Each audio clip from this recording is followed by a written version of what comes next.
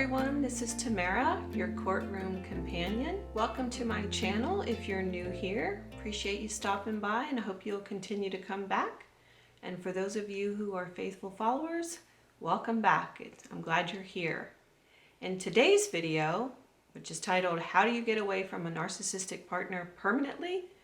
I'm going to share with you 10 things that you need to accept about your relationship with your partner that's a narcissist.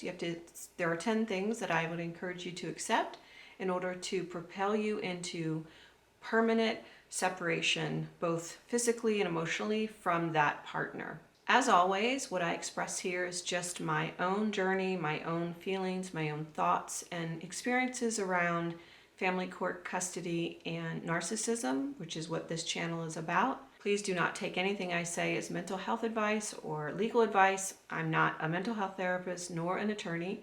These are just, my own experiences that I want to share with you in hopes that they will help you in your own journey in the areas of narcissism, family court, and custody.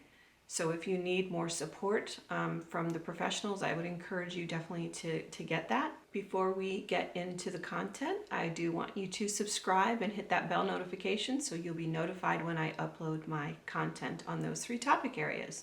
So let's just jump right in. So it's important for me to state that my ex-husband was never diagnosed with narcissistic personality disorder, but from my own perspective and my own research and my own experiences with his patterns of behavior, they align with being a narcissist, but I need to state he was never formally diagnosed. Another thing is I'm gonna get kind of vulnerable in this video, probably more so than I have in my previous videos, but I think that by my vulnerability, sharing that with you, that you'll be able to learn from it and maybe it'll help you in your own journey.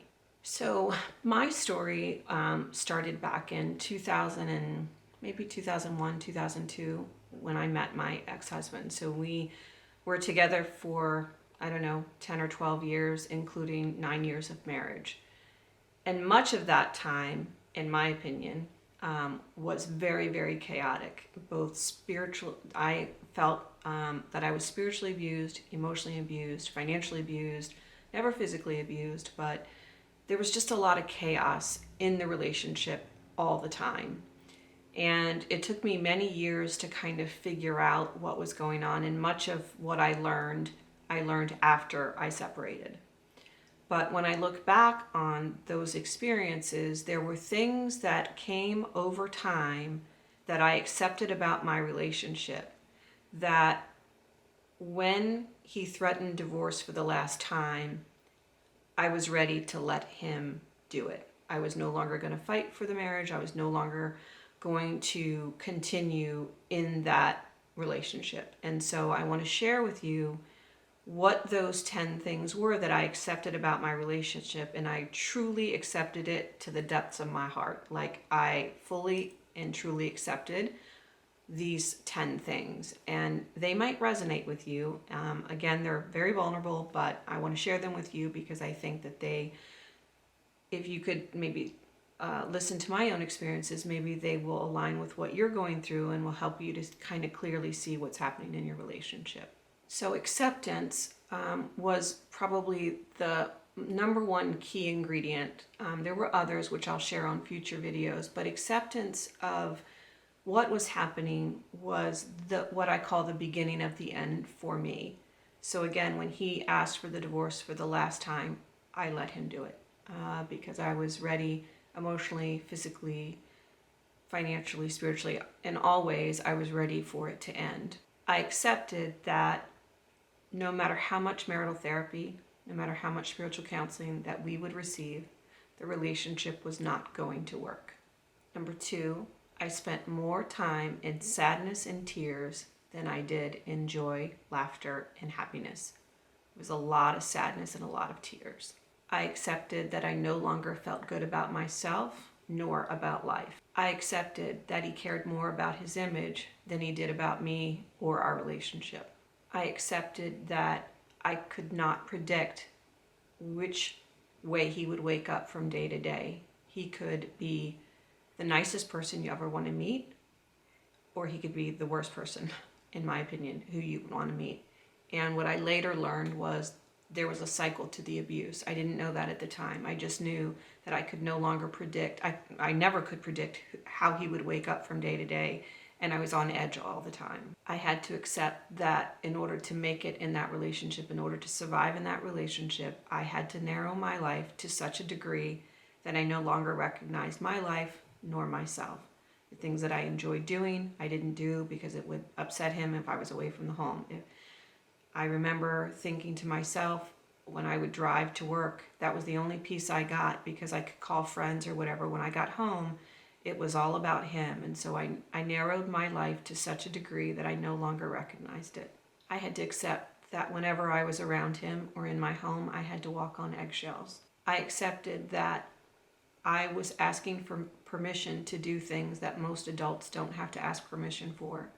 Again, it was a survival mechanism. I couldn't just say, yes, I'll go out with friends. If I didn't run it past him, there was emotional consequences to pay, and those consequences to me at the time were heavier than just, basically asking permission. So I had to accept that that was my life.